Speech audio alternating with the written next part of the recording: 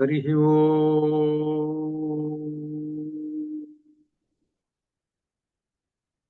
गुरुब्रह्मा गुरुर्विष्णु गुरुदेवो महेश्वरः गुरुः साक्षात् परं ब्रह्म तस्मै श्रीगुरवे नमः।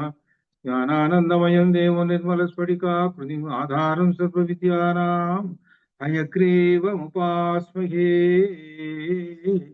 श्रुतिस्मृतिपुराणानाम् आलयं करुणालयं नमामि भगवत्पादं शङ्करं लोकशङ्करं नमामि भगवत्पादं शङ्करं लोकशङ्करं सामवेदान्तर्गतशान्तिमन्तम् आप्यायन्तु ममाङ्गानि वाक्प्राणचक्षुश्रोत्रो अथ बलम् इन्द्रियाणि च सर्वाणि सर्वं ब्रह्म उपनिषन्माहं ब्रह्मा निराकुर्याम् मा ब्रह्मा निराकरोत् निराकरणम् अस्तु अनिराकरणम् मे अस्तु तदात्मनिरते या उपनिषत्सु धर्मास्ते मयि सन्तु ते मयि सन्तु।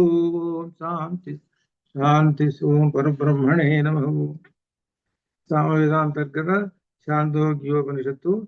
ఇందులో కారణము కార్యం అనేటువంటి విషయముల మీద జరుగుతున్నది. ఇప్పుడు కార్యము కారణములు, కార్యం ఏమిటి కారణం ఏమిటి అనేటువంటి తెలిసింది. మృతికేచ్చేవ సత్యం అనేటువంటి దానిలో తెలిసింది. ఇందులో ఈ 270వ పేజీలో 270లో వాచారంభణం వికారో నామధేయం. ఆ వికారములు వస్తాయి. వికారములు అంటే రూపాలు, ఆ మట్టి యొక్క వికారాలు అనమాట, రకరకములైన పాత్రలు. ఆ వాటికి నామధేయం, పేర్లు పెట్టేసేసారనమాట. ఈ పేర్లు పెట్టేది ఎవరు? నువ్వు పెట్టావా ఆ పేరు? ఆ భగవంతుడు పేరు పెట్టేసేసాడు.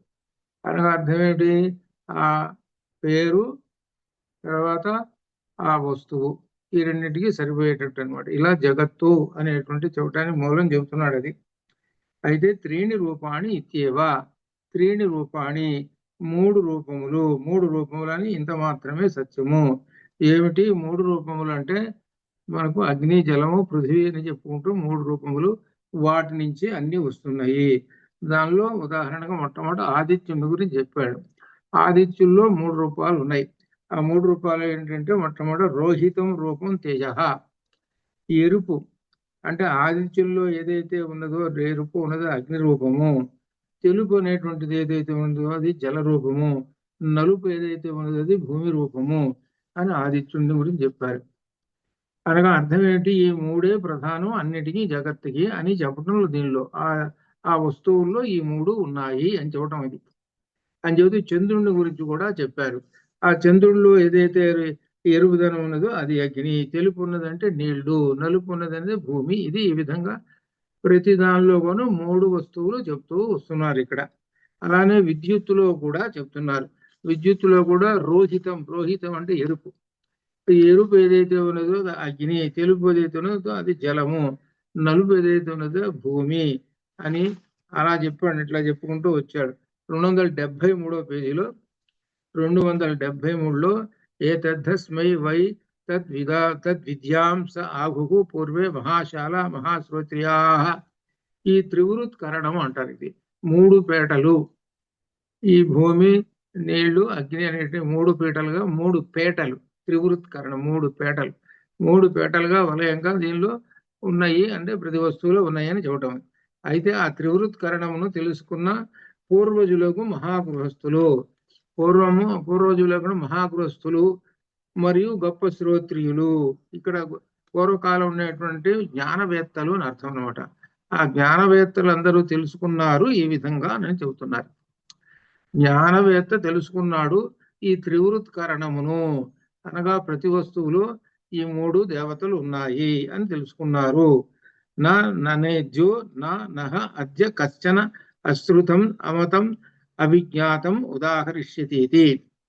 ఇప్పుడు ఇప్పుడు మాలో ఎవడైనను వినబడని దానిని, మననం చేయబడిన దాన్ని, తెలియబడిన దానిని ఉదాహరించబోడు, అనగా తెలిసినటువంటివి అని అన్నాడు. ఇది ఏమిటంటే దీనిలో చెప్పేది, మా వంశమునందు ఈనాడు పైన చెప్పిన సద్విద్య గల వారిలో ఇదంతా సద్విద్య, సత్తుకు గురించి చెప్పినటువంటి విద్య. అందుకనే మనం ఏం చెబుతున్నారు? మొట్టమొదటి మృతికేత్యేవ సత్యం అని చెప్పాడు. దేనికి వెళ్ళిపోతున్నాడు, దీనికి మూలం ఏమిటి, సత్ అనేటువంటి తెలుసున్నది, అది సద్విద్య. ఇది కాబట్టి ఇదంతా మూలం ఏమిటి, సద్విద్య అనగా ఉదాహరణకి ఆ సూర్యుల్లో ఉన్నటువంటి ఆ ముగ్గురు, ఇదిగో అగ్ని జలం పృథివీ, ఇది సత్తు. ఇవన్నీ ఎక్కడి నుంచి వచ్చినాయి, సత్తు. కాబట్టి అది సద్విద్య అని అనమాట. ఈ విషయము, ఈ విద్యను తెలుసుకోవటం అనమాట. దీనిలో ఈ సద్విద్యలు గల వారిలో ఎవడైనాను వినబడని దానిని, మననం చేయబడిన దాన్ని తెలియబడని దాన్ని ఉదాహరించబోడు అని, ఇవన్నీ తెలిసినటువంటిది తెలియదంటూ లేదు అని ఎవరికి, బ్రహ్మవేత్తలకి, మా వంశంలోని వారికి సత్ యొక్క విజ్ఞానం ఉండుట వలన మా వంశము, మా అంటే ఇక్కడ అర్థము శ్వేతకేతువు యొక్క తండ్రి ఉద్దాలకుడు, ఇది అర్థం. ఇదంతా ఎవరికి జరుగుతుంది, ఉద్దాలకుడు శ్వేతకేతువు ఇక్కడ వస్తుంది. ఆ శ్వేతకేతువు తండ్రి తన వంశంలో ఉన్న వాళ్ళందరికీ తెలుసు సద్విద్య. అందుకని మళ్ళీ తనకు కూడా తెలుసు కాబట్టి సద్విద్య కొడుకు చెబుతున్నాడు. అది దీనిలో అర్థం. అది మాలున సర్వము తెలియబడినది అని అభిప్రాయం అని చెబుతూ, హేభ్యో విదాంచక్రుహు, హేభ్య ఎందుకనగా హి ఏభ్య, హి అనేటువంటిది అవ్యయ పదం. ఇక్కడ హి అనేది యుక్తమే అనే అర్థంలో ఉపయోగిస్తారు. ఏభ్య అంటే వాళ్ళ చేత విదాంచక్రుహు తెలుసుకొనబడినటువంటిది. ఈ మూడు నుండి తెలుసుకునేటువంటి వాళ్ళు, విధాం తెలుసుకున్నటువంటి వాళ్ళు. చక్రుహు అనేటువంటిది క్రియాపదం. చక్రుహు ఎక్కడొచ్చింది మీకు? చక్రుహు సంస్కృత వ్యాకరణం, సంస్కృతం చదువుకుంటున్నారుగా. చక్రుహు ఎక్కడొచ్చింది? చక్రుహు ఎక్కడ క్రియాపదం ఎక్కడొచ్చింది? లిట్లకారం వచ్చింది గురువు గారు. అది లిట్లకారమే. లట్లకారం, లట్లకారానికి హెచ్ తినండి, మర్చిపోయారు గురువు గారు, క్షమితం. అట్లానే దీనిలో లిట్లో అంటే చకార చక్రుతు చక్రుహు, లిట్లో పాస్ట్ టెన్స్. కరోతి దీని ప్రకారంగా అలా వస్తుందండి. కృధాతులు కృధాతు. సరే పోనీ, నువ్వు చదువుకుంటున్నావని ఇప్పుడు అర్థమైంది. సరే సరే. అట్లానే చక్రుహు ఈ క్రియాపదాలు వస్తుంటాయి మధ్యలో. ఇదనమాట విధాన చక్రు తెలుసుకున్నారు అని చెబుతూ, దీనిలో యదురోహితం ఇవాభూత్ ఇది తేజ తద్రూపమిది తద్విధాన చక్రుహు. ఏదైతే ఎర్రనది వలె ఉంటుందో అదే తేజస్సు యొక్క రూపమని దానిని వారు తెలుసుకున్నారు. మొట్టమొదట ఏమైనా అర్థం చేసుకున్నారనంటే, ఎరుపు ఉందంటే అది అగ్ని అని తెలుసుకున్నారు. సూర్యుడిలో ఎరుపు ఉన్నది అంటే అగ్ని అని తెలుసుకున్నారు. అలానే తర్వాత ఇక వరుసగా వాళ్ళు ఎలా తెలుసుకున్నారో చెబుతున్నాడు. ముందేమో టెస్ట్ చెప్పాడు, వాటిలో ఆ సూర్యుడిలో ఇలా ఉంటాయి, అది ఉంటే ఇది, ఆ ఎరుపు ఉంటే అగ్ని, తెలుగు ఉంటే నీళ్లు అన్నట్టు చెప్పుకుంటూ వచ్చాడు. ఇప్పుడు ఏం చెబుతున్నాడంటే, మా వాళ్ళు తెలుసుకున్నారు. ఎలా తెలుసుకున్నారు అని అంటే, ఈ విధంగా తెలుసుకున్నారు. సూర్యుడిలో ఉండేటువంటి ఎరుపు ఉన్నది, ఆ ఎరుపు అగ్ని అని అట్లా తెలుసుకున్నారు. అది అనగా ఎక్కడైతే ఎరుపు ఉన్నదో అనగా తేజస్సు ఉన్నదో ఆ తేజస్సు అగ్ని రూపము అని తెలుసుకున్నారు.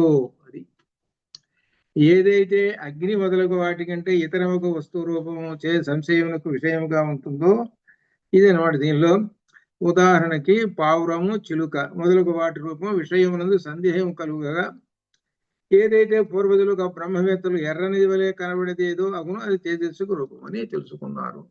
చిలక ఉక్కు ఎట్లా ఉంటుంది, ఎర్రగా ఉంటుంది అని అర్థం. పావురం ఇట్లా ఉంటుంది. ఇక్కడ భేదం అనేటువంటిది తెలుసుకోవటం అనమాట. అది ఎరుపు అనేటువంటిది అని భేదాన్ని కనిపెట్టి చెబుతున్నాడు. అది ఆ ఎరుపు ఉన్నదంటే ఏ వస్తువులు అయితే ఉన్నదో ఎరుపు, అది అగ్ని ఉన్నది. ఈ మూడింటిలో అగ్ని ఉన్నది. అదే త్రివృత్కరణం ఉదాహరణగా చెబుతున్నాడు ఇక్కడ. యదు శుక్లమివాభూత్ ఇది అపాం రూపమిది తద్విదాంచక్రుహు, యదు కృష్ణమివా అభూత్ ఇది అన్నస్య రూపమిది తద్విదాంచక్రుహు. ఇక్కడ విశేషం ఏం చేస్తున్నాడు, జల రూపం చెబుతున్నాడు. ఏది శుక్లం ఇవ అభూత్, శుక్లం అంటే తెలుపు. ఈ తెలుపు ఏమిటంటే దీనిలో విశేషం జలం, జల రూపము. తెలుపు ఎక్కడ చూసినా జల రూపం చెబుతుంటాడు. ఎక్కడైతే తెల్లనిది వలె ఉండునో అది జల రూపం అని దానిని తెలుసుకున్నారు. ఎట్లయితే నల్లనిది ఉంటుందో అది పృథివీ అని తెలుసుకున్నారు. ఇది కాబట్టి ఈ మూడు వస్తువులలో ఈ 3 వర్ణాలు కనబడుతుంటే అగ్ని, నీళ్లు, భూమి ఈ 3 ఆ వస్తువులో ఉన్నాయి అని తెలుసుకున్నారు. అది ప్రాణి అయినా సరే వస్తువు అయినా సరే అట్లా తెలుసుకున్నారు అని చెబుతున్నాడు. అది అగ్ని అంటే సహజంగా అగ్ని అనేటప్పటికల్లా మండిపోతుంటుంది కదా, మనం భౌతికంగా అనుకుంటుంటాం అగ్ని. కాబట్టి ఆ అగ్ని కాదు, ఇక్కడ ఏంటంటే లోపల ఉండేటువంటి ఒక శక్తి అనమాట, పవర్, ఎర్రంగా ఉండేటువంటి ఎందుకంటే అలా చెప్పాలి, చెబితే గానీ అర్థం కాదు. మనలో అగ్ని ఉన్నది అని అంటే అగ్ని ఉన్నది కాబట్టి పని చేసాం, అందుకని చూడబడుతుంది. ఏమడబడుతుందంటే స్వేదం, నీళ్లు వస్తుంటాయి, అందుకే జలాలు ఉన్నాయి, మన శరీరంలో జలం ఉన్నది. దుఃఖం వచ్చినప్పుడు కళ్ళంట నీళ్లు వస్తుంటాయి. దుఃఖం రాలేదనుకోండి, ఏమి లేదు, మామూలుగానే ఉన్నాడుగా. దుఃఖం రాగానే నీళ్లు ఎక్కడి నుంచి వచ్చినాయి, అదే సమస్య. అప్పటిదాకా బాగానే ఉన్నాడు, సంతోషంగా బాగానే ఉన్నాడు. ఆ తర్వాత వెంటనే దుఃఖ వార్త విన్నాడు, టకాటకా నీళ్లు వచ్చేసినాయి. అప్పటిదాకా నీళ్లు ఎక్కడున్నాయి, మరి ఎక్కడ దాక్కొని ఉన్నాయి నీళ్లు? అది అట్లనే ఆనంద బాష్పాలు కూడా చూసుకోండి ఎట్లా ఉంటుందో మరి. అంటే ఏంటి, నీళ్లు మన శరీరంలో నీళ్లు. ఆ నీళ్లు సహజంగా కూడా అంటుంటారు ఏంటంటే మన శరీరంలో నీటి యొక్క శాతం ఉండాలి అని అంటుంటారు. నీళ్లు లేకపోతే ఎట్లా? అది అదేమో అది ఈ విధంగా నీరు, భూమి, ఈ విధంగా నీరు, భూమి ఈ విధంగా అన్నిటిలో మూడింటిలోనూ ఉన్నది అని చెబుతున్నారు అనమాట. ఏమిటి ఈ 3 త్రివృత్తి కారణంలో, నువ్వు ఆగు, త్రివృత్తి కారణంలో ఈ 3 ఉన్నాయి వరుసగా, ఈ 3 ఉన్నాయి అన్నమాట ఇవి అని ఇంకా చెబుతూ ఏమిటంటే ఈ 3 ఉన్నాయి కాబట్టి మరి కనుక్కోవటం అంటే అంత తొందరగా ఎక్కడ కనుక్కుంటాము? నీకు బ్రహ్మజ్ఞానం ఉంటే తొందరగా కనుక్కుంటారు. ఈ ఎవడు ఆలోచిస్తున్నాడు? సూర్యుల్లో 3 ఉన్నాయండి, అగ్ని ఉన్నది, నీళ్లు ఉన్నది, భూమి అని మనం ఎవరికన్నా చెబితే ఉపాయ నాకు చెబుతావు, ఎట్లుంటాయండి అని అంటాడు. నీళ్లుంటే అక్కడి నుంచి తెచ్చుకుంటామండి అంటాడు, భూమి ఉంటే అక్కడి నుంచి తెచ్చుకుంటామండి అంటాడు, ఇట్లా మాట్లాడతాడు. అట్లా ఇప్పుడు అట్లా అక్కడ దాకా ఉన్నాయా, నీలోనే ఉన్నాయా 3, నీళ్లు ఉన్నాయి, భూమి ఉన్నది, నాలో ఎందుకు ఉంటుందండి అని అంటాడు. నాలో నీళ్లు ఎందుకు ఉంటాయి, భూమి ఎందుకు ఉంటాయి అని అంటాడు. వాడిని చంపబెట్టి లాగిచ్చి 4 కొట్టేసేటప్పటికి ఇప్పుడు కళ్ళమ్మట నీళ్లు వస్తాయి. ఇప్పుడు ఎక్కడి నుంచి వచ్చినాయిరా? ఇప్పుడు ఎక్కడి నుంచి వచ్చినాయో చెప్పు. నీళ్లు ఏదో ఒకటి ఉదాహరణగా చెప్పాము, అది అట్లా అనమాట. ఈ విధంగా దీనిలో ఏది అవిజ్ఞాతం ఇవ అభూతి ఇత్యేతత్ అపామేవ దేవతానాం సమాస ఇది తద్విధాంచక్రుహు. ఏదైతే తెలియబడినది వలె ఉండునో అది ఈ దేవతల యొక్క సముదాయమేనని తెలుసుకోండి అని చెబుతున్నాడు. అంటే ఏమిటనమా, నామరూపములుగా తెలియబడినది వలె ఉండునో అది కూడా ఆ 3 దేవతల సముదాయమేనని తెలుసుకో.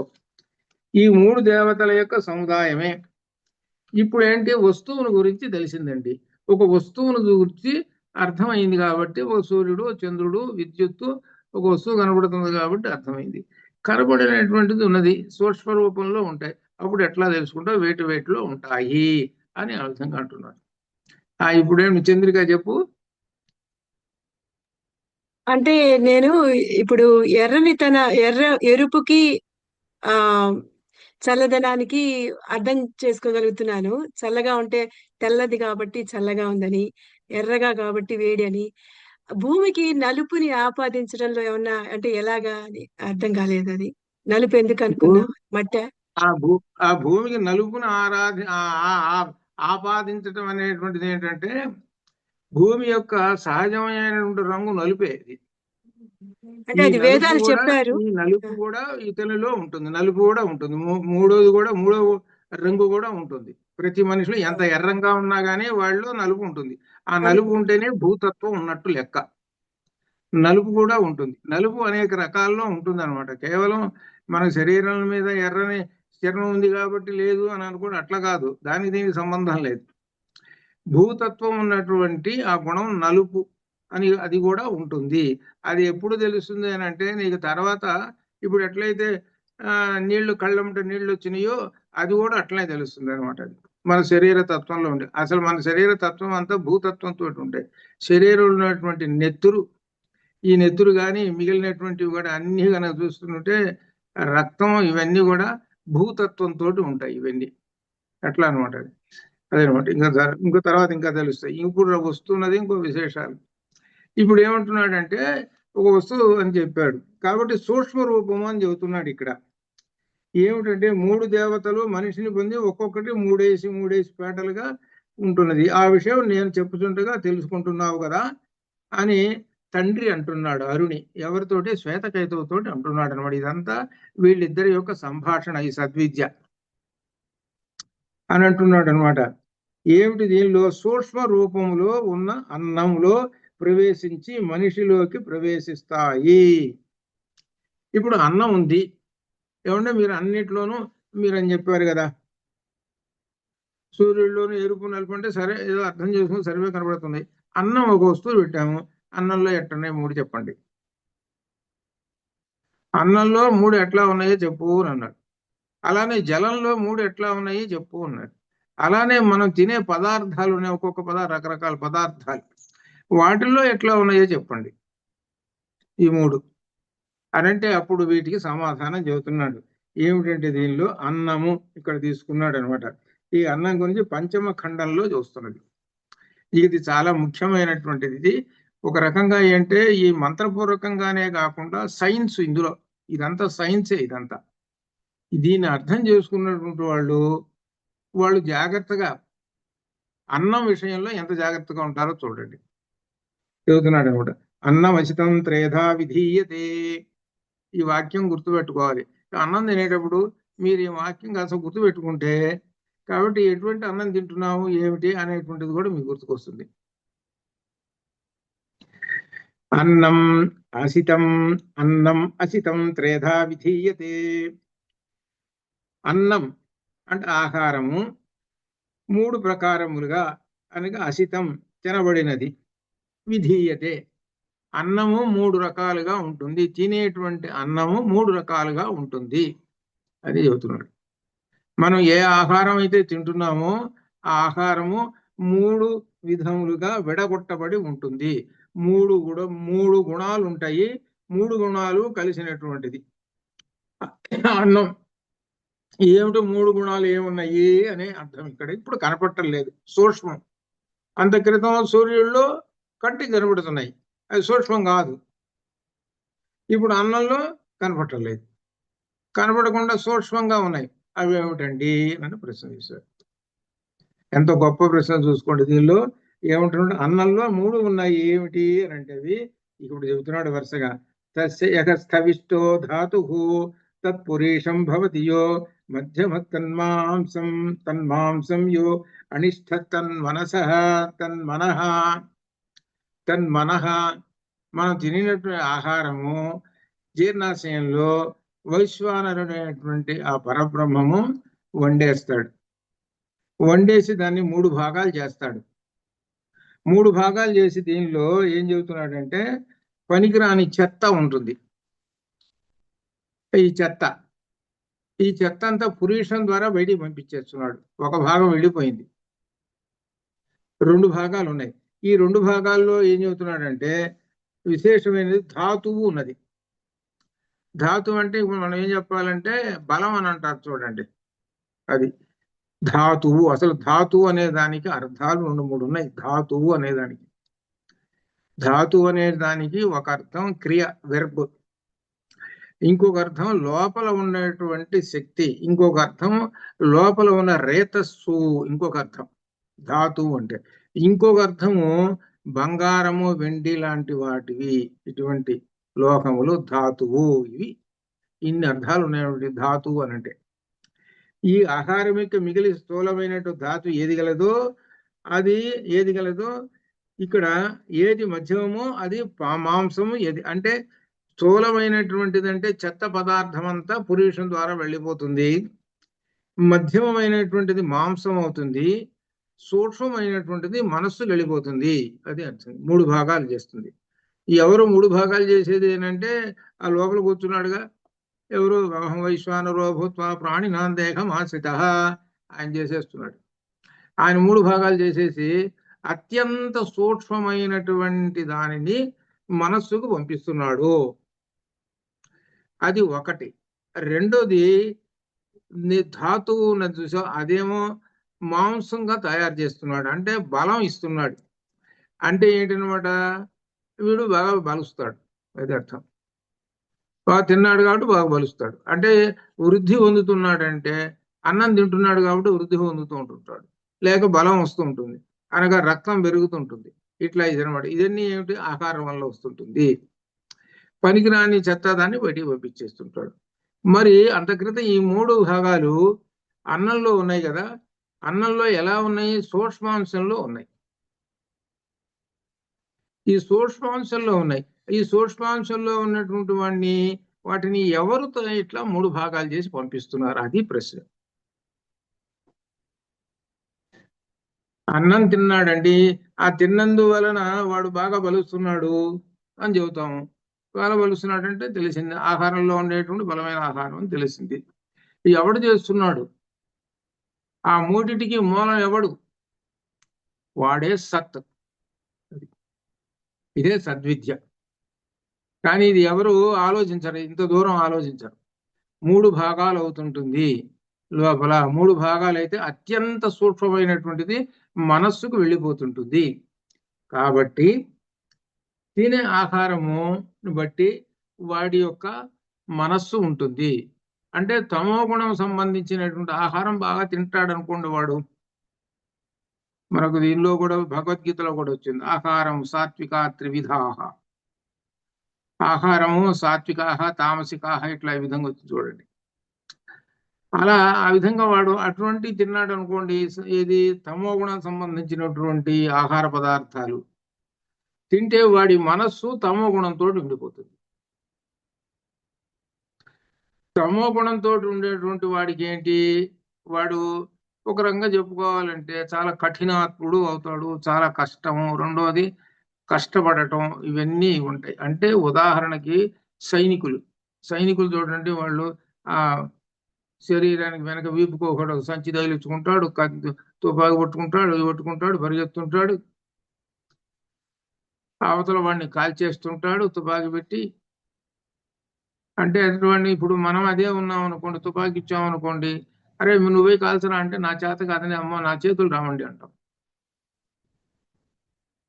శత్రువుల్ని చూపించి 10 మందిని తుపాకి ఇచ్చి కాల్చరా అని అంటే నాకు చేతులు రావండి అంటాం.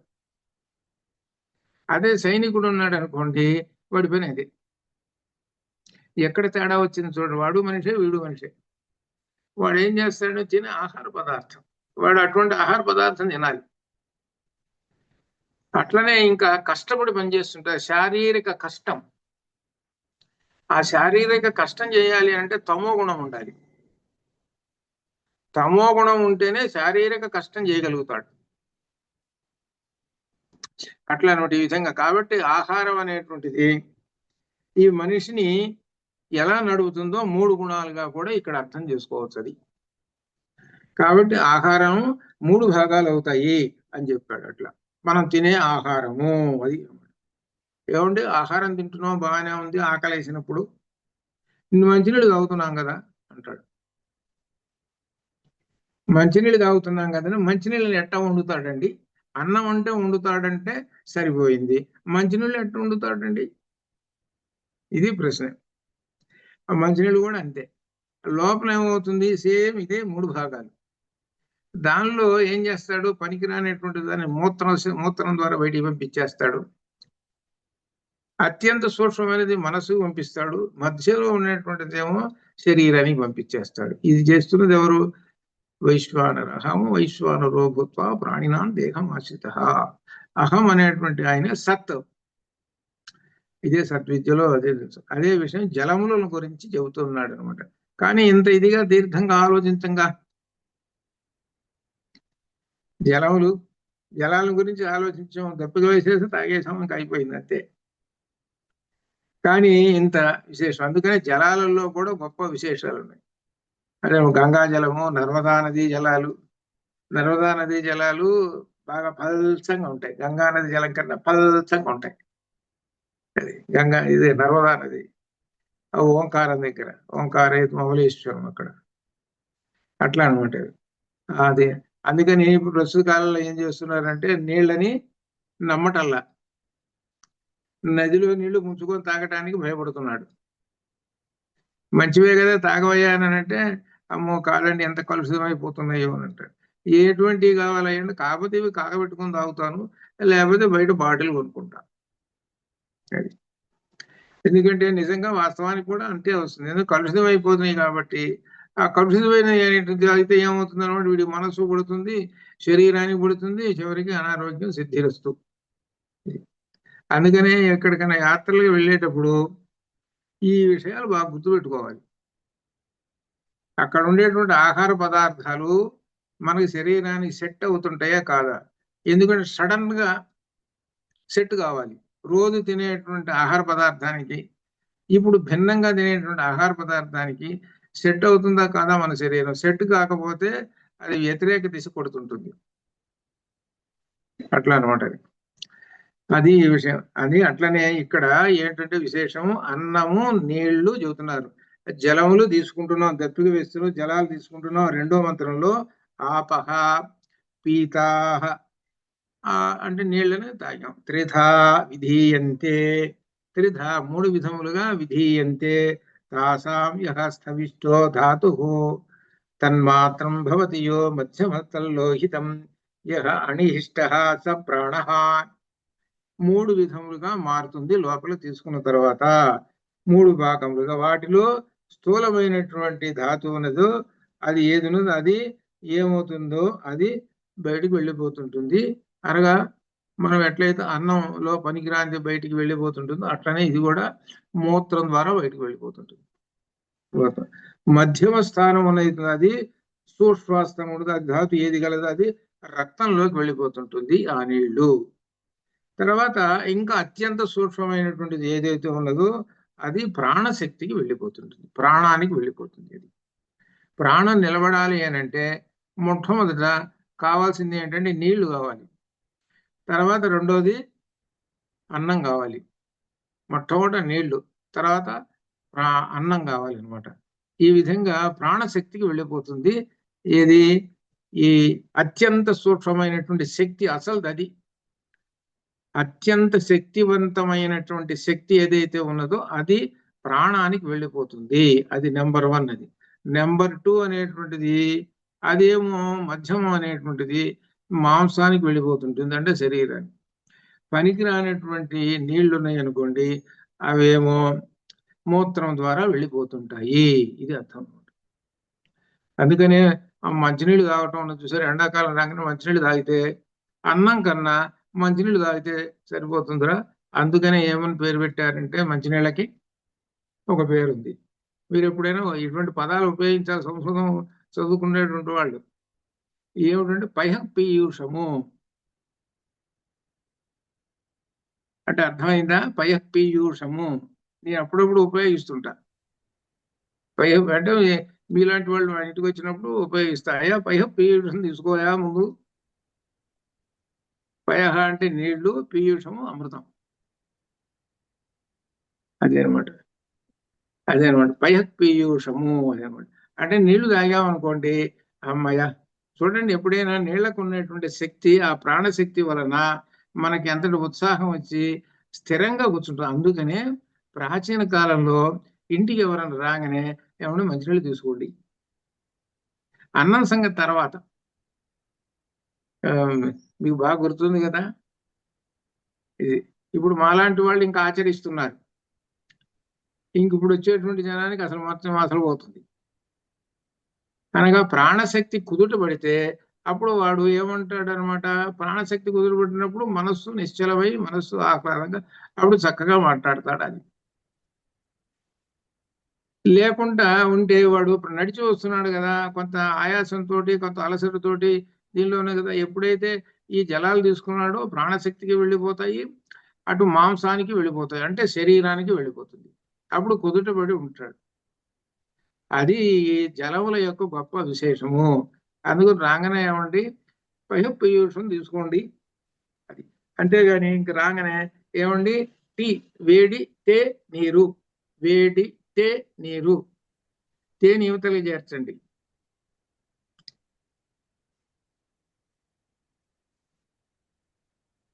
తేని వేడిని పక్క చేర్చండి. వేడితే నీరు, వేడితే నువ్వు అడిగితే నీరు ఇష్ట. లేదు, ఆ తేనె అవతలకు పారేసేయండి. వేడి తేనీరు టీ. ఇప్పుడు టీ కాఫీ గురు, వాటర్ అట్లా ఆ పదాలు. సరే, ఇట్లా ఈ విధంగా జలముల గురించి చెప్పాడు.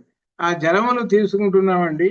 ఆ జలములు తీసుకుంటే జలములో సూక్ష్మాంశము ప్రాణశక్తికి వెళుతుంది. ఇది గుర్తుపెట్టుకోవాలి, చాలా ముఖ్యం. ఈ జలములు ఇంకో చోట అంత క్రితం వచ్చింది.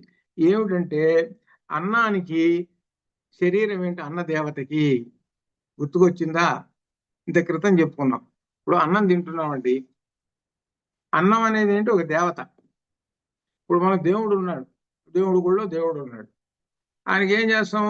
పట్టు వస్త్రాలన్నీ చుట్టేస్తాం, అలంకారం చేస్తాం, బ్రహ్మాండంగా బాగానే ఉంది. దేవుడికి అలంకారం చేశాం. మరి అన్నం దేవుడేగా. మరి ఈ దేవుడికి మరి మరి ఏం వస్త్రం పెట్టావు ఇక్కడ? ఈ దేవుడికి వస్త్రం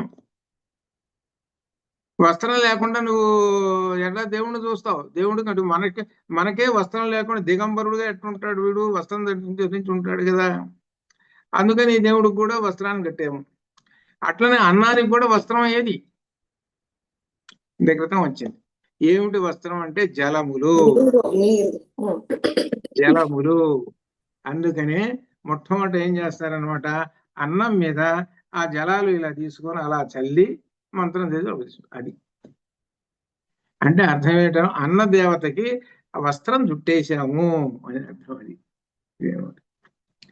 అదేనమాట. మనకి ఇంత క్రితం వచ్చింది, లోగడ వచ్చేసింది అనమాట అన్నానికి అదనమాట. అది సరే. ఇక్కడ జలముల గురించి చెప్పుకున్నాం. జలముల్లో కూడా 3 రకాలు ఉన్నాయండి అని చెప్పారు. ఏమండి? అన్నం తింటున్నాము, నీళ్లు పెట్టుకున్నాము. సరే, ఇంకొకటి అన్నం తినాలి, మొదలు పెట్టాలి. కానీ ఒక్కటి ఉంది ప్రధానంగా, అది వడ్డిస్తేనే కానీ అన్నం తింటే మొదలు పెట్టాడు. ఏమిటది? ఆ వడ్డన. అది కంప్లీట్ అయితేనే, అది వడ్డిస్తేనే అప్పటిదాకా ఎదురు చూస్తూ కూర్చుంటాడు. నెయ్యి. చివరి పదార్థం నెయ్యి. అసలు ఈ విస్తరలో వడ్డించాల్సిన క్రమం ఏమిటి? కొంతమంది తెలియక మొట్టమొదటి అన్నం వడ్డిస్తారు. తప్పది. అన్నం వడ్డించకూడదు. ఎవరో చెప్పేవాళ్ళు బయటికి రండి. అది సరే. పచ్చడి కానీ కూర కానీ వడ్డిస్తారు. పచ్చడి కానీ కూర కానీ వడ్డిస్తారు. ఆ అన్నం అన్నం వడ్డిస్తున్నారు. ప్రస్తుత కాలంలో ముందు అసలు అన్నం వడ్డిస్తున్నారు. ఇక్కడ పెళ్ళిళ్ళకి పేరెంటాళ్ళకి పోయినాం అనుకో, మనం వాడు పటాపటా అన్నం వడ్డించుకుంటూ పోతుంటాడు. ఏంటి అర్థం కాలా? అది తప్పది. అన్నం ఎప్పుడంటే వడ్డించాల్సింది అపర కర్మల యందు ముందు అన్నం వడ్డించాలి. అపర కర్మలు ఎట్లా ఉంటాయి అంటే, శుభ అశుభ కర్మలు వ్యతిరేకంగా ఉంటాయి.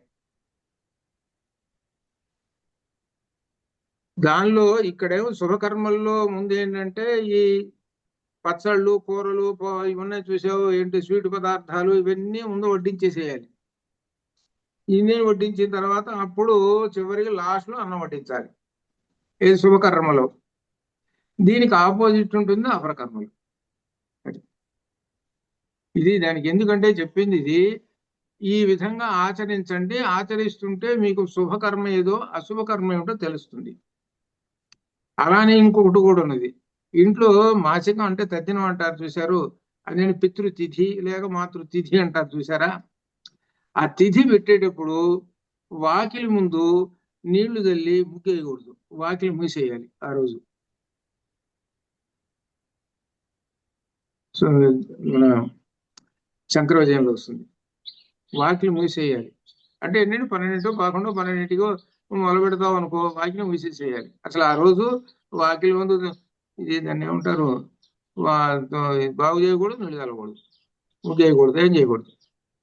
అంటే అర్థం ఏమిటంటే, ఆ వాకిలి ముందుకు వచ్చి ఎవరన్నా గనక భిక్షానికి వస్తే అది చూసి, ఓహో వీళ్ళంటూ ఈ రోజున ఈ కార్యక్రమం ఉన్నది కాబట్టి మనం ఇక్కడ నిలబడకూడదు, మనను అడగకూడదు, మనం ఇది తప్పు అని వాడు గమనించుకుని వెళ్ళిపోతాడు.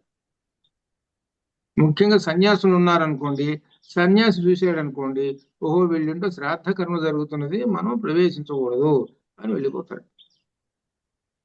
శ్రాద్ధ కర్మ అయిపోయింది, ఏదో రెండో ఏమైంది టైం అనుకుందాం. ఆ రెండు అయిపోయింది, అప్పుడు వాకిలు తీసి అప్పుడు ఊడ్చి నీళ్లు చల్లి ముగ్గేయాలి. ఇది అర్థం. అట్లా అనమాట. ఇది అది శ్రాద్ధ కర్మలు ఉన్నప్పుడు ఎలా ఉంది. ఇక శ్రాద్ధ కర్మ శుభకర్మ ఉందనుకోండి దీని వ్యతిరేకం. అంటే ఏంటి, పొద్దున్నే లేవటం, స్నానం చేయటం, శుభ్రంగా చేయటం, మాడటం, ఇదంతా వ్యతిరేకంగా ఉంటుంది. దానికి దీనికి వ్యతిరేకంగా ఉండదు. ఏమిటో అపరకర్మలకి శుభకర్మలకి వ్యతిరేకంగా సాగుతూ ఉంటుంది. అట్లా అనమాట. ఇప్పుడు సరే, ఇప్పుడు కాలంలో ఇంత నాలెడ్జ్ కూడా ఉన్నటువంటి వాళ్ళు తక్కువ. అదనమాట. ఇది సరే, నెయ్యి వడ్డించారండి, అన్నాన్ని కూర్చున్నాము, నెయ్యి వడ్డించేశారు, మంచినీళ్ళు పెట్టారు, అన్నం పెట్టారు, నెయ్యి కూడా వడ్డిస్తున్నారు. ఇక ఆరగించటం. నెయ్యి సంగతి చెబుతున్నాడు. జలములు ఎట్లయితే 3 భాగాలైనయో నెయ్యి కూడా చెబుతున్నాడు అట్లానే. ఏమిటంటే తేజ అసితంత్రేధా విధీయతే స్థవిస్తో ధాతు తదస్థి భవతి మధ్యమస్స మధ్య యో అనిష్టాస్తావాకు స. నేయిని గురించి చాలా గొప్ప విశేషం చెబుతున్నాడు. ఏమిటంటే నేయి మొదలైన తేజస్సు తినబడినది 3 ప్రకారంలో విడగొట్టబడుతుంటుంది. ఆ తేజస్సు యొక్క స్థూలమైన అంశం ఏది గలదో అది ఎముక. నెయ్యి అనేటువంటిది ఒక తేజస్సు అండి. ఇది అగ్ని లాంటిది. ఇది లోపల వెళ్ళిపోయింది. వెళ్ళిపోయి ఏం చేస్తుందని అంటే, దీనిలో తేజస్సు యొక్క స్థూలమైన అంశం ఏది గలదో అది ఎముక అవుతుంది, మధ్యం ఏది గలదో అది మూలుగు అవుతుంది, సూక్ష్మధాతువు ఏది గలదో అది వాక్ అవుతుంది. ఇక్కడ ఒక విశేషం చెప్తున్నా. ఇది ఒక విశేషం ఏమిటంటే, ప్రాచీన కాలంలో అసలు ఏంటంటే రుణం కృత్వా ఘృతం పిబేత్. రుణం కృత్వా ఘృతం పిబేత్ అంటే అప్పు చేసైనా నెయ్యి తాగుము అంటే అర్థం ఏంటి, నేతి యొక్క విశేషమైన శక్తి ఇదిగో ఇక్కడ ఉంది. అలానే ఘృతేన వర్ధతే బుద్ధి. ఘృతేన నేతి చేత బుద్ధి వర్ధతే, వృద్ధి చెందుతూ ఉంటుంది. ఇప్పుడు దీనిలో ఎంత విశేషంగా చూసుకుంటే, దీనిలో బయటికి వెళ్ళేది ఏది కనపట్టాలి. అన్నము నీళ్లలో బయటికి వెళ్ళేది కనపడుతున్నది, నేతిలో బయటికి వెళ్ళేది ఏం కనపట్టాల. ఎముక మధ్యలో మూలుగు అని ఉంటుంది. మూలుగు అనేటువంటిది ఏంటంటే, ఇప్పుడు మనకి చెట్టుకి ఎట్టయితే చేవ అంటారు, మధ్యలో ఒక గుండ్రంగా ఏవో కొంత ఉంటాయి, పెద్ద పెద్ద చెట్లు నరికినప్పుడు చూస్తుంటాం, లోపల చేవ ఉంది అని. ఆ చేవ శక్తి దానికి. అట్లనే ఈ ఎముకలో కూడా మూలుగు అని ఉంటుంది. ఆ మూలుగు నుంచే రక్తం పుడుతుంటుంది మనకి. ఆ ఎముక మధ్యలో మూలుగు అనేటువంటి దాని నుంచి రక్తం పుడుతూ ఉంటుంది అనమాట. ఇప్పుడు ఎముక దాని మూలుగు రెండు.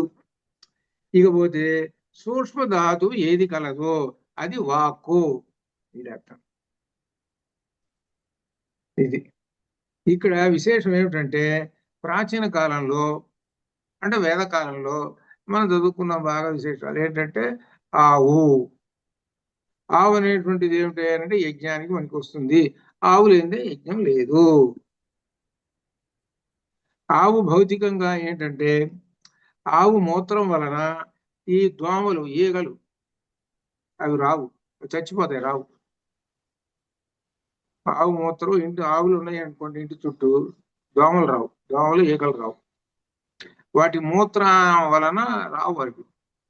తర్వాత దాని పేడ ఉన్నది కదా, అదంతా దిబ్బ పోగు చేసుకొని ఆ పొలానికి వేయటం వలన ఆ పంట మంచి పంట వస్తుంటుంది. అట్లా అనమాట, ఆవు వలన అనమాట. సరే, ఆవు పాలు, ఆ పాల నుంచి నెయ్యి వచ్చింది. ఆ నెయ్యి ఏమిటి, చివరికి మనకి రెండు కనబడుతున్నాయి. అంటే ఎముక లోపల అనేటువంటిది లోపల శరీరానికి సంబంధించి కనబడుతుంది. అసలు అత్యంత గొప్ప విశేషం ఏంటి అంటే వాక్కు, అది అర్థం. ఈ వాక్కు ఏమిటంటే, వేదం చదవడం మొదలుపెట్టాడండి. ఉదయం ఆయన 7ంటికి మొదలుపెట్టాడు, 4 గంటలు కనీసం చదువుతాడు.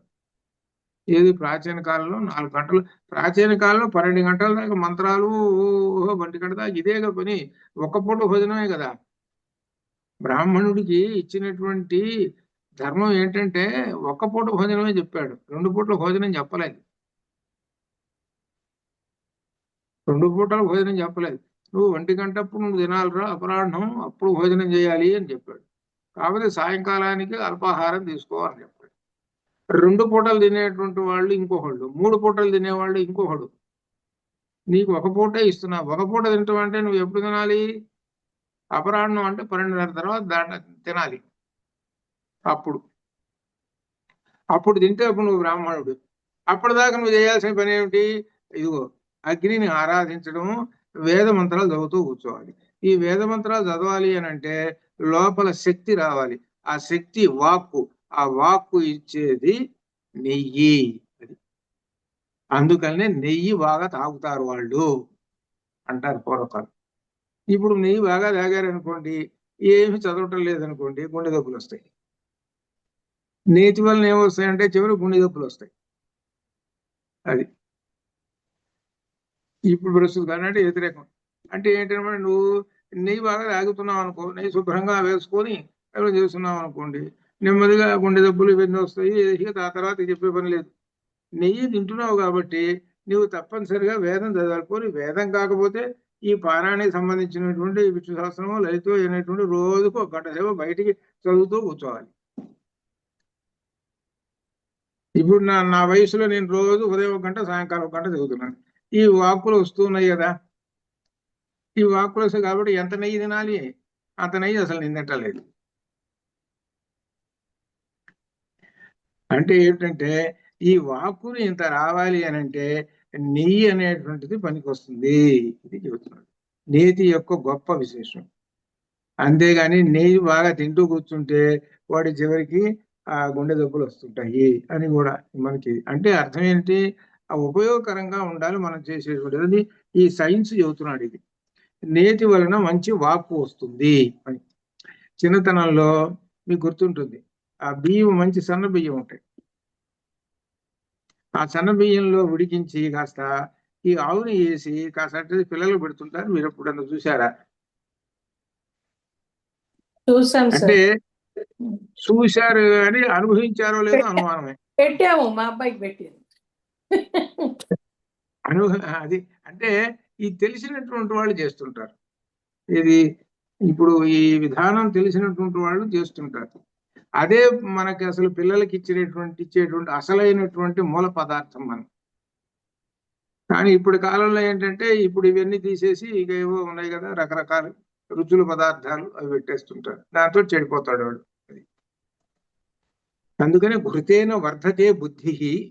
అలానే వాక్కు, బుద్ధి ఎప్పుడైతే వృద్ధి చెందుతుందో వాక్కు కూడా అలా వస్తుంటుంది. అది నేతి యొక్క గొప్ప విశేషం. అందుకనే అన్నంలో చివరికి ఆ నెయ్యి వడ్డిస్తేనే కానీ అన్నం మొదలుపెట్టాడు.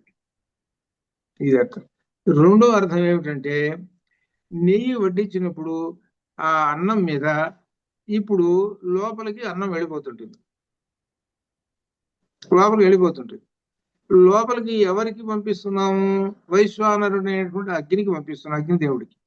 లోపల మన శరీరంలో యజ్ఞ వేదిక ఉన్నది. యజ్ఞ వేదిక అంటే జీర్ణాశయంలో ఉన్నటువంటి అగ్ని ఉన్నది. ఆ అగ్నికి నేతిని పోస్తున్నాం. స్వాహ, అన్నం స్వాహ, ప్రాణాయి స్వాహ. మొట్టమొదటి ఏమంటామంటే దానికి ప్రాణాయి స్వాహ. 5 ఏవైతే ఉన్నాయో ప్రాణాలు, 5 ప్రాణాలు, ప్రాణాయి స్వాహ, ప్రాణాయి స్వాహ 5 తీసుకుంటే స్వాహ అనేటువంటిది ఎప్పుడు ఉపయోగిస్తాము? ఈ పదాన్ని అంటే అగ్నిలో వేసేటప్పుడే ఉపయోగించాలి. ఈ పదాన్ని స్వాహ అంటున్నాడంటే అగ్నిలో వేస్తున్నాడండి అని అర్థం. అది ఇంద్రాయి స్వాహ, అగ్నిలో ఇంద్రుడికి వెళ్ళు ఆక ఇది అని అర్థం. అలానే ప్రాణాయి స్వాహ, లోపల ఉన్నటువంటి ప్రాణదేవతకి వెళుతున్నది ఇది, అట్లా అనమాట. స్వాహ అది ఆ వెళుతున్నది లోపల. మరి అగ్ని కదా, అగ్ని ఉన్నది కదా లోపల, వైశ్వానర అగ్ని ఉంది కదా. కాబట్టి నిత్యం మనం ఏం చేస్తున్నాము?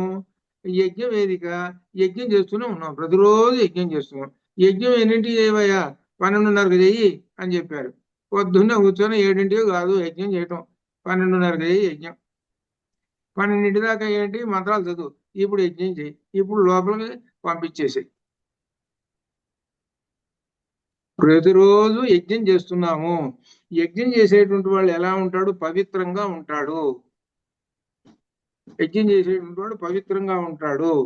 ఎటువంటి అపవిత్రమైనటువంటి మాటలు మాట్లాడటం కానీ ఇవన్నీ నోటెమటే అపవిత్రమైనటువంటి మా వాక్కులు ఎటువంటి కానీ ఏమీ రావు. యజ్ఞం దగ్గర కూర్చున్నాడు, యజ్ఞం పూర్తయ్యేదాకా ఇహలోకం అనేటువంటి మర్చిపోయి ఆ యజ్ఞ మంత్రాలే చదువుతుంటాడు. మంత్రాలు చదువుతూ స్వాహాతోటి చెప్పేస్తుంటాడు, అన్ని స్వాహాతోటి చెప్పేస్తుంటాడు. ఆ స్వాహాతోటి చెప్పేస్తుంటే లోపలికి వెళ్ళిపోతుంటాడు. అన్ని ఆ లోపలికి వెళ్ళిపోతుంటే అగ్నిదేవుడు తీసుకుంటుంటాడు.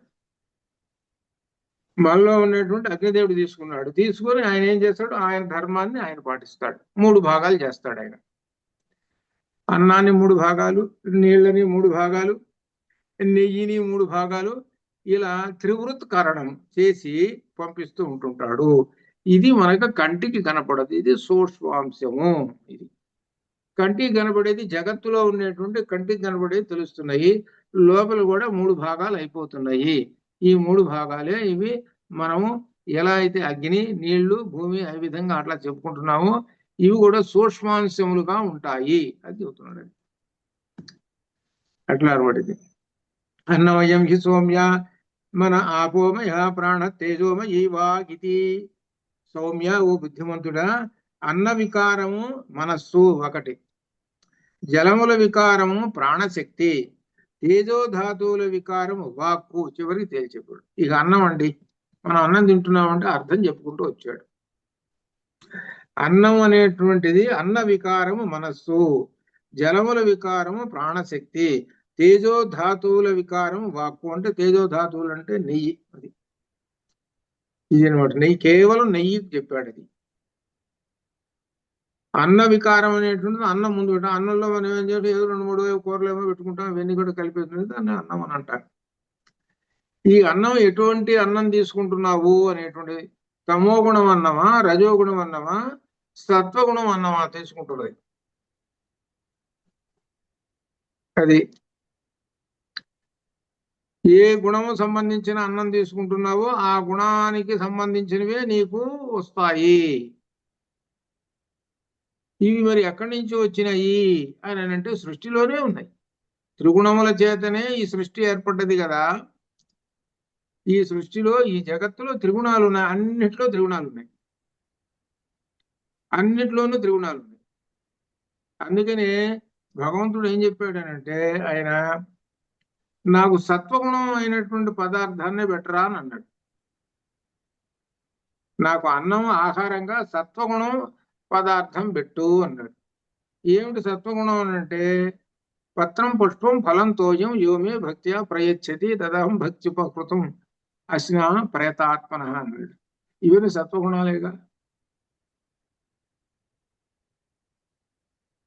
బాగా మనకి పులిహోర అంటే మంచి టేస్ట్ అండి. మనకి పులిహోర టేస్ట్గా ఉంటుంది కాబట్టి మనకి ఏమని అనిపించింది అంటే పులిహోర తినాలి అనిపించింది, టేస్ట్గా ఉంటుంది కాబట్టి. దానిలో అంటే పులుపు, ఉప్పు, కారం ఇవన్నీ ఉండేటప్పటికీ ఓ టేస్ట్ ఇదంతా.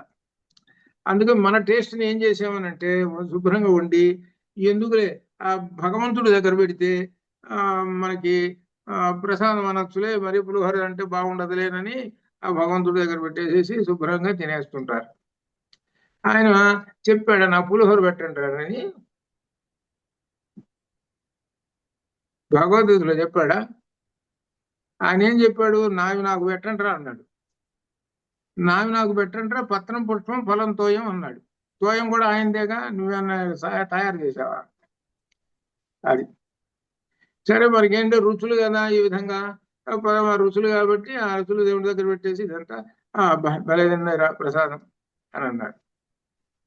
ఇది ఏమిటంటే దీనిలో ఉండేటువంటి అసలు అర్థం ఏమిటంటే, ఆ పులిహోర అనేటువంటి తమో గుణ సంబంధమైనటువంటి.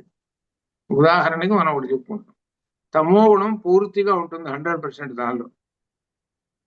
ఆ తమో గుణమైన ఆహార పదార్థాన్ని భగవంతుడికి అర్పణ చేసి మంత్రం చెప్పేసేస్తే ఆయన ఏం చేస్తాడంటే, మన యొక్క భక్తిని బట్టి ఆ దానిలో ఉన్నటువంటి తమో గుణాన్ని పరిహరించుతాడు. అది ఆ పులిహోరలో ఉన్న తమో గుణాన్ని పరిహరించేస్తాడు. పరిహరించేసేటప్పుడు ఏమవుతుంది? అది ప్రసాద గుణంతో వస్తుంది, అనగా ఉత్తమమైన శాంత గుణంతో వచ్చేస్తుంది. శాంత గుణం, తమో గుణం లేకుండా. తమో గుణం అంటే ఏమిటి? ఓహో వాడు ఎంతో గందరగోళం చేస్తాడు, లేకపోతే బాగా నిద్రపోతాడు, అటో ఇటో. తమో గుణం యొక్క లక్షణం ఏంటంటే బాగా నిద్రపోవటం, లేకపోతే అజ్ఞానం, ఏం అర్థం కాదు, మూర్ఘత్వం, లేకపోతే ఈ లక్షణాలు తమో గుణం. అట్లా అనమాట. ఇప్పుడు తమో గుణం అంతా తీసేసాడు ఆయన. తమో గుణం అంతా తీసేసిన తర్వాత ఇప్పుడు ఆ పులిహోరని ఇప్పుడు ఏమంటున్నాడు? అంతకంత పులిహోర లోపల దేవుడి దగ్గర పెట్టి తీసుకొచ్చాడు. అంత ముందుగా పులిహోర అంటున్నాడు. ఇప్పుడు ఏమిట్రా ఇదేమిట్రా? ప్రసాదము. శబ్దం మారింది కదా, శబ్దం మారిపోయింది. ఆ శబ్దం యొక్క అర్థం ఏమిటి అని అంటే పరమశాంతము, అనగా తమో గుణం అంతా పోయింది, పరమశాంతము. కాబట్టి దీనిని ఎలా తీసుకోవాలంటే భగవంతుని యొక్క ఈ ప్రసాదమును ప్రసాదంగా తీసుకోవాలి, అంటే అల్పంగా తీసుకోవాలి. చూడండి, ప్రసాదాలు అనేటువంటిది ప్రతి చోట మనకేం చెబుతుంటారంటే పులిహోర ప్రసాదం అంటే అది అంత పెట్టేస్తారు అంతే. అంతేగాని బ్యాడ్ టేస్ట్ గా ఉందని ఇక మొత్తం ఇంత పెట్టరు. కాబట్టి చివరికి తర్వాత కొనుక్కోవడం తర్వాత సంగతి అనుకోండి. ప్రసాదం అంటే ఏంటి? ఆ ప్రసాదం అనేటువంటిది మందు, ఒక మందు అనమాట, మెడిసిన్. ఆ మెడిసిన్ లోపలికి వెళితే అది శుభ్రంగా లోపల ప్రశాంతంగా ఉంటుంది. లేకుండా కనుక తిన్నామనుకో అది తమో గుణం అవుతుంది. అందుకని భగవంతుడికి సమర్పించేది ఏమిటంటే, సమర్పించిన తర్వాత ఆ పదార్థాలని మనం ప్రసాదము అంటాం. అంతకు ముందు దాకా వాటి పేర్లు ఏవైతే ఉన్నాయో ఆ పేర్లే చెబుతాం. ఇది అనమాట. అది అందువలన ప్రసాదము అవుతుంది. అది లేకుండా ఉంటే ఇది ఇట్లా అనమాట. ఇట్లా అనమాట. అలానే ఇక్కడ 3 రకాలు చెప్పుకుంటూ వస్తున్నాడు. ఈ ఆహారం గురించి చెప్పి ఈ విధంగా తీసుకుంటే 3 విధాలు అవుతుంటుంది. అన్నాన్ని గురించి చెప్పాడు. అన్నం తినేటప్పుడు పక్కనే నీళ్లు పెట్టుకుంటాము. చివరికి అన్నం తినే చివరిలో లాస్ట్ లో ఏంటంటే నెయ్యి వడ్డించాలి. కాబట్టి 3 పదార్థాలు ఇక్కడ ఉన్నాయి. ఆ 3 పదార్థాలు మన శరీరానికి ఎలా పనికొస్తున్నాయో ఇక్కడ చెప్పాడు. దీనికి మూలం ఏమిటి అని ప్రశ్న.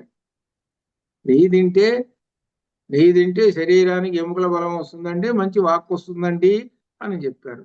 ఈ నెయ్యి తింటే ఈ విధంగా 3 విధాలు వస్తుంది అంటారే, ఈ 3 విధాలు వీటన్నిటికి మూలం ఎక్కడికి బొమ్మనమంటున్నాడు? మృత్తికేత్యేవ సత్యం వాచారంభణం క్రియమాణో మృత్తికేత్యేవ సత్యం.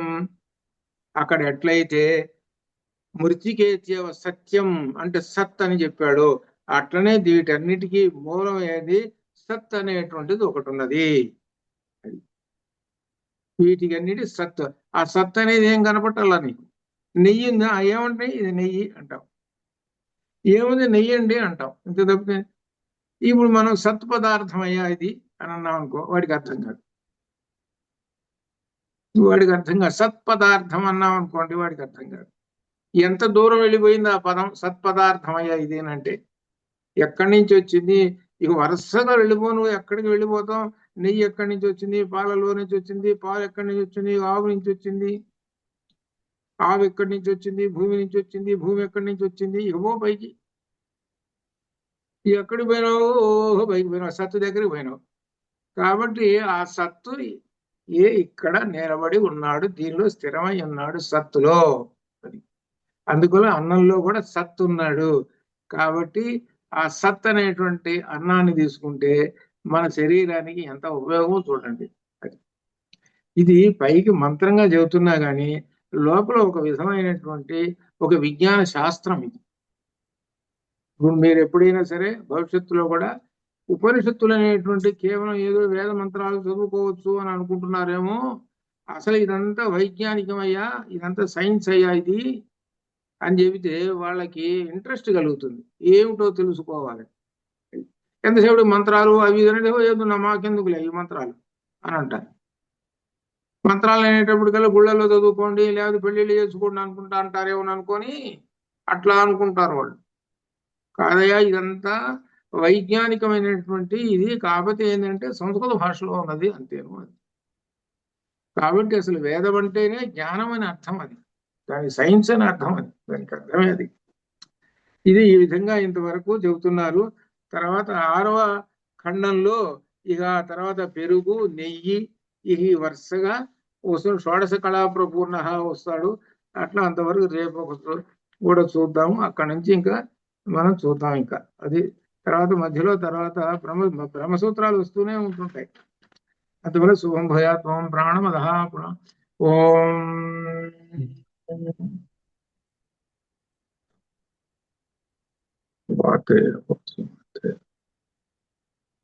नारायणाय विद्महे वासुदेवाय धीमहि तन्नो विष्णु प्रचोदयात् महादेव्यै च विद्महे विष्णुपत्न्यै च धीमहि तन्नो लक्ष्मी प्रचोदयात् हंसाय विद्महे वरुणहंसाय धीमहि तन्नो हंस प्रचोदयात् श्रीमात्रे नमः श्रीमात्रे नमः श्रीमात्रे नमः नमोस्तु रामाय सलक्ष्मणाय देवी च तस्यै जनकात्मजायै नमोस्तु रुद्रेन्द्र यमानिलेभ्यो तमो नमोस्तु चंद्रार्कमरुद्गणेभ्यः శ్రీరామచంద్ర పరబ్రహ్మణే నమః. ధన్యవాదాలు. 13 మంది వచ్చారు. 12